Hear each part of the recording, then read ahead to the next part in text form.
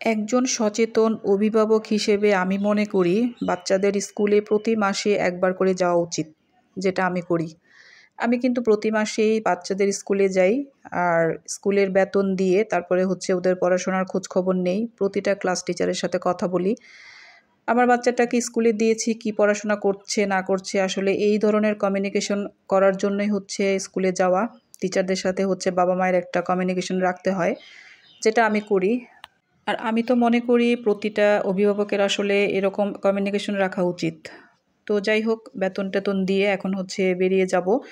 আর বাচ্চাদের স্কুলের একটা ক্যান্টিন দেখেছেন না? ক্যান্টিনটা কিন্তু এখনো চালু হয় নাই। হয়ে যাবে, খুব দ্রুতই চালু হয়ে যাবে। আর একটা টেইলার্সও ছিল, টেইলার্সটাও চালু হয় নাই। হয়তোবা হয়ে যাবে এই বছরের শেষ দিকেই।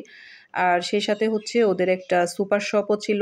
তো আমি হচ্ছে সুপার শপে ঢুকেছি আর আজ আমার মেয়েটাকে আর এই যে আমার আব্বাজানকে নিয়ে ঢুকেছি। তো আমার যেহেতু কিছু গ্রোসারি আইটেম লাগতো সেজন্যই হচ্ছে সুপার শপে ঢোকা। আর এইখানে কিন্তু প্রয়োজনীয় যত জিনিসপত্র আছে সবকিছু মোটামুটি পাওয়া যায়।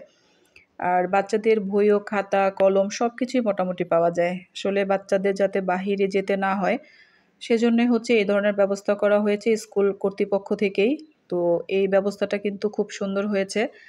তো যাই হোক, আমার কেনাকাটা শেষ। এখন হচ্ছে বাসায় চলে যাব। আর আব্বাজানকে একটা চিপস কিনে দিলাম আর একটা কোক কিনে দিলাম। তো আজকের ভিডিওটা এই পর্যন্তই। আল্লাহ হাফেজ।